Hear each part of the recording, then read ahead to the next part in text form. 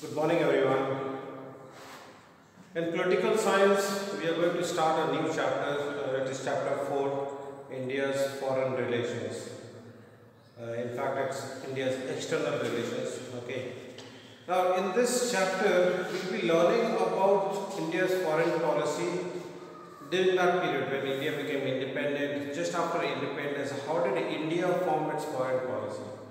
इस चैप्टर में जो हम पढ़ने वाले हैं वो इंडिया की फॉरेन पॉलिसी इंडियन इंडिपेंडेंस के सून आफ्टर इंडियन इंडिपेंडेंस हमारी फॉरेन पॉलिसी क्या थी वो हम जानेंगे. Okay, some of these steps were taken in fact before the independence as well because the interim government of Jawaharlal Nehru that was already functioning 46 में ही interim government आ गई थी और वो काम कर रही थी एंड इंडिया ने अपनी फॉरेन पॉलिसी बनानी शुरू कर दी थी. Okay, but it was not easy किसी भी कंट्री की इनफैक्ट. ओके, एनी कंट्री जिसकी भी फॉरेन पॉलिसी जो भी डिसीजंस वो लेते हैं, there are many factors which are responsible, domestic factors and international factors.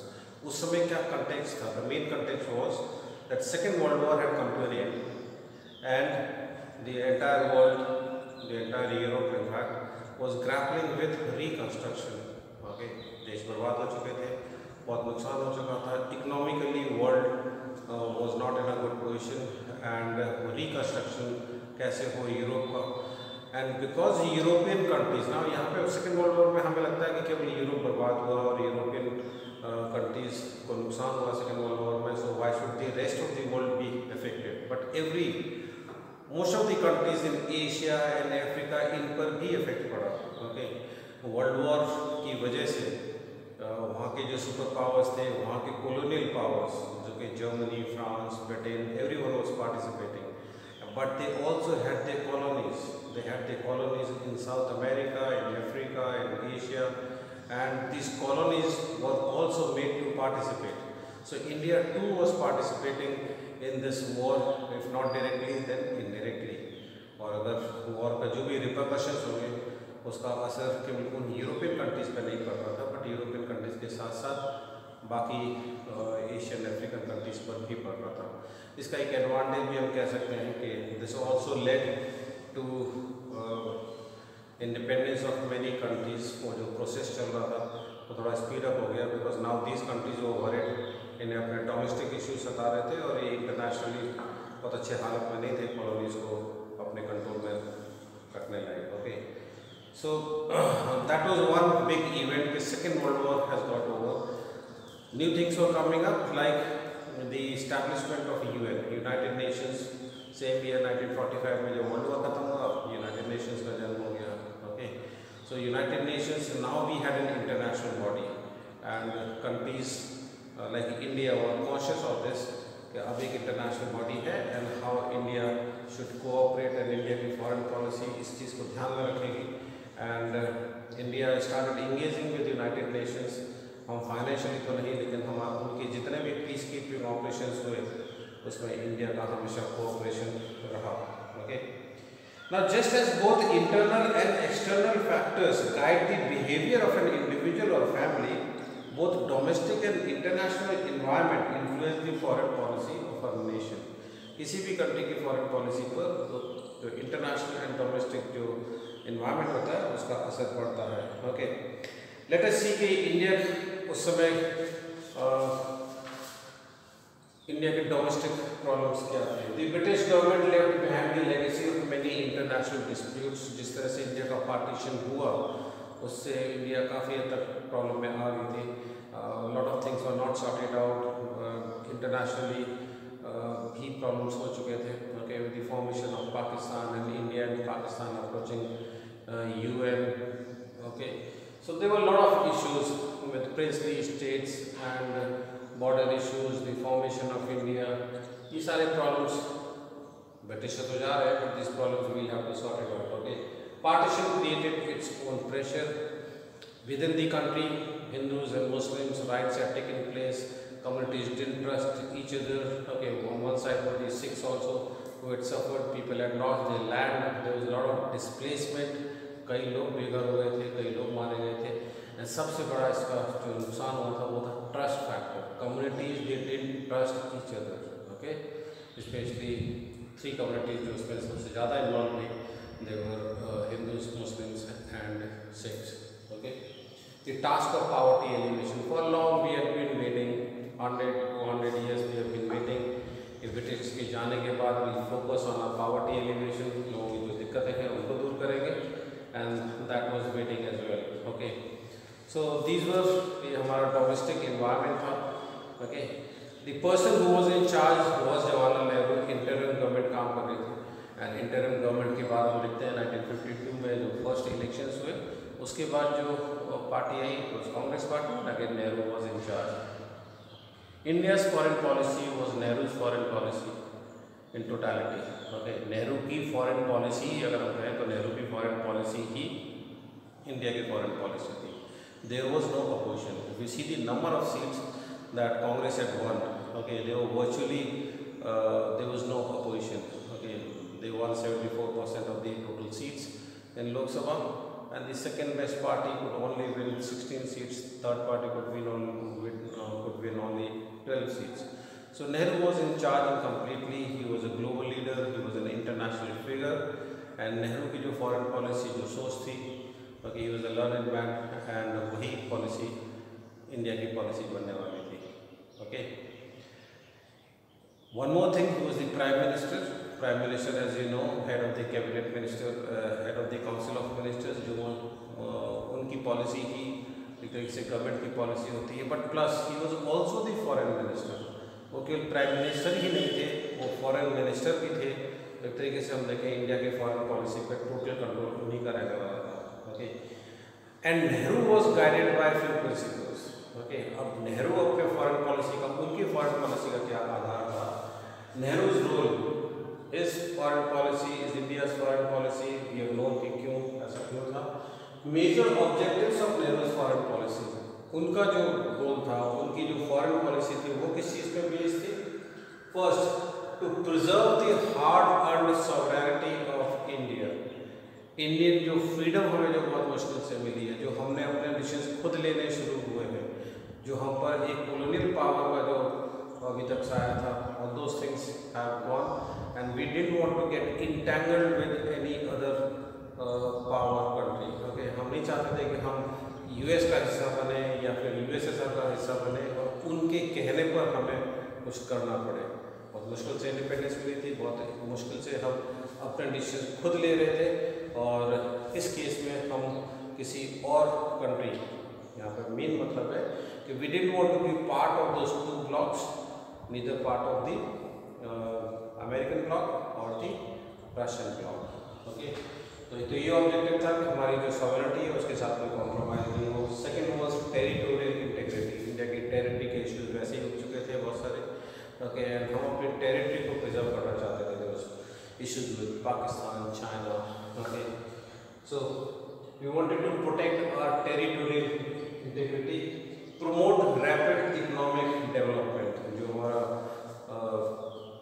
Independence का मेन ऑब्जेक्टिव रहा, और ये भी रहा that poor people, they have been waiting for India's independence because they thought with India's independence will come their liberation from poverty. Okay, तो India की foreign policy जो थी वो नेहरू के हाथ में थी, और नेहरू का जो ऑब्जेक्टिव्स थे वो फॉरेन पॉलिसी के वो यही थे that इंडिया अपनी सॉवरेनिटी के साथ कोई कॉम्प्रोमाइज़ नहीं करेगा, अपनी टेरिटोरियल इंटीग्रिटी के साथ कॉम्प्रोमाइज़ नहीं करेगा, और इंडिया को काफ़ी तेज़ी से तरक्की करनी है, इकोनॉमिक डेवलपमेंट करना है, पावर्टी से लोगों को निकालना है. Okay, now there were also many people who thought that ये जो पॉलिसी है नेहरू की, समहाउ ये सही नहीं है, and we should be siding with America, and because America is a democratic country and India is a democratic country, इसीलिए हमें रशिया से दूरी रखनी है. वो एक कम्युनिस्ट कंट्री है, and we should be naturally aligning with USA. उससे हमें क्या फ़ायदा होने वाला था? अमेरिका के साथ अगर हम जाते तो हमें क्या फ़ायदा होने वाला था? हमें एड मिलने वाली थी, हमें प्रोटेक्शन मिलने वाला था, and we were siding with the democratic countries. So many thought there was no risk and we should be siding with America. But India chose neither. India ने ना तो अमेरिका का कैंप चुना, ना ही रशिया का कैंप चुना, and we went in for a new concept non-aligned movement. Okay, that did not mean कि हमारा इन दोनों कंट्री से कोई लेना देना नहीं था, इन दोनों ब्लॉक से कोई लेना देना नहीं था, बट हम डायरेक्टली इनके साथ इन्वॉल्व नहीं हुए. There were leaders like Dr. Ambedkar and few other political parties like the Swatantra Party and Bharatiya Janata Sangh who believed that India should follow a pro-US foreign policy. तो कुछ leaders थे B are Ambedkar जैसे and कुछ parties भी थी, राष्ट्रीय सेवक संघ, भारतीय Sevak Sangh and स्वतंत्र party who believed that India should follow a pro-US foreign policy. मतलब हमें US के साथ होना चाहिए. But Nehru possessed considerable leeway in formulating foreign policy. But उनके सोचने से ज़्यादा कुछ इसलिए नहीं होने वाला था because actually the person in charge was Nehru himself and independent के Nehru क्या चाहते थे. Okay, so Nehru decided that we will keep our distance from two camps. Okay, that is the decision we took. And ये जो balancing act था, okay, this was difficult because pressure was from both sides. Okay, this was difficult balancing act and sometimes the balance did not appear perfect. और इस balance को बनाए रखना कि हमारा दोनों किसी ब्लॉक से कोई लेना देना नहीं है, या फिर in other words if you could say that we are not siding with any bloc. ना तो हमारा झुकाव यूएसए की तरफ है, ना ही हमारा रशिया की तरफ है. कुछ इंसिडेंट्स ऐसे हुए जिससे पता चलता है कि इंडिया के लिए बहुत डिफिकल्ट था, like the Swiss canal issue. Okay, and Britishers they attacked Egypt on the issue of Swiss canal के कंट्रोल पर, बिकॉज इजिप्ट चाह रहा था कि हमारे देश में तो इस पर कंट्रोल हमारा रहेगा. एंड क्योंकि ब्रिटिशर्स ने बनाया था and Swiss canal was a link between Europe and Asia, they wanted that it should be free for everyone. ये इशू था स्विस कैनाल का. इस चीज़ को लेकर वॉर हुआ between Egypt and UK and India was siding with Egypt, और हमने criticise किया ब्रिटेन को. And when in the same year, this year was 1956, in the same year when USSR attacked Hungary, हमने USSR को criticise नहीं किया. तो अगर ये इशू था हमारा कि एक कंट्री दूसरे कंट्री पर अटैक कर रही है, that is why we were criticising, तो हमने ब्रिटेन को क्रिटिसाइज किया because they attacked Egypt, but we did not criticise USSR who also attacked Hungary in the same year. तो ये जो बैलेंसिंग एक्ट था, हम किसी की तरफ नहीं है, ये बहुत मुश्किल था. एंड इंसिडेंट्स लाइक दीज उससे पता चलता है how difficult it was.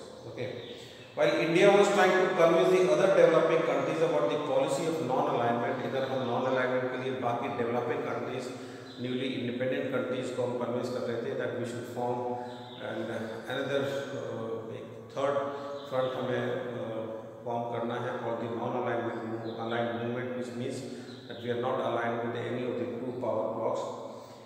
US-led military alliances from Pakistan joined the US military alliance. Okay, जब इंडिया कोशिश कर रही थी नॉन अलाइन मूवमेंट का, इस मूवमेंट के लिए जब वो सपोर्ट डेवलपिंग कंट्रीज से ले रहे थे, तो हमारे नेबर पाकिस्तान ने खुद अमेरिका को ज्वाइन कर लिया. Okay, the US was not happy about India's independent initiatives and the policy of non-aligned, and Pakistan USA के कैप में चला गया. Therefore, there was a considerable unease in Indo-US relations. एक तो हमारी नेबरिंग कंट्री ही US के साथ होगी, एंड जो अमेरिका है, it was not happy कि we are basically siding with USSR on many issues. The US also resented India's growing partnership with the Soviet Union. We started in the last chapter the strategy of planned economic development. ये obviously आप पढ़ेंगे. And Afro-Asian unity की बात करते हैं. India ने कोशिश की कि जो अफ्रीकन कंट्रीज एंड जो एशियन कंट्रीज हैं, यहाँ पर यूनिटी एक फोर्ज बनाने की कोशिश की. Yet given its size, location and power potential, Nehru envisaged a major role for India in world affairs and especially in Asian affairs. Okay, his era, उन्होंने क्या अचीव किया वो देखते हैं. एक तो 1947 अगस्त 1947 में इंडिया में इंडिपेंडेंट हुई, लेकिन उससे 5 महीने पहले ही मार्च 1947 में नेहरू ही convened a conference. Okay, and this conference was on Asian relations conference. So India convened the Asian relations conference in March 1947, 5 months ahead of attending its independence. Okay, India made earnest efforts for the early realization of freedom of Indonesia. हमने Indonesia की freedom के लिए भी कोशिश की, उन्हें Dutch से जल्दी फ्रीडम मिल जाए. So India was in fact engaging and trying to solve other countries' problems. Okay, हमने अपार्थाइड को अपोज किया साउथ अफ्रीका में. We supported the blacks. Okay, there the Afro-Asian Conference 1955. Okay, in the Indonesian city of Bandung, इसे Bandung conference के नाम से जाना जाता है. ये एक बहुत बड़ा अचीवमेंट था उसके लिए कि 1955 में हम एशियन एंड अफ्रीकन कंट्रीज़ को एक प्लेटफॉर्म पर लाने में कामयाब हुए. ये जगह थी बांडुंग, इंडोनेशिया में. And this Bandung conference in 1955, this marked the zenith of India's engagement with the newly independent Asian and African nation. तो हमारा ये जो आउटरीच था, हम जो अफ्रीकन कंट्रीज़ और एशियन कंट्रीज़ के साथ इन्वॉल्व हो पाए, ये हमारे शुरुआती दौर में एक बहुत इम्पॉर्टेंट एफर्ट था. ओके, बाद में इसमें प्रॉब्लम आया. ओके, वो लेटर स्टेज है, but initially and first problem we can say the biggest problem, Pakistan of course was there, but it was China. Okay, so in the next chapter we will try and learn what went wrong between India and China. हमारी जो foreign policy का एक failure माना जाता है China, जिसको हमने start किया विद द स्लोगन हिंदी चीनी भाई भाई. Nehru really believed that China and India could have a good relationship, and Panchsheel and those things did start, but there were problems. And what went wrong between India and China, वो हम next class में देखते हैं. Okay, so we learned about the early stage of India's foreign policy, and now we will take issue by issue. And the first issue that we will be taking will be India's relationship with China. Okay, so thank you. That's all in this class. In the next class, we will talk about India-China relations.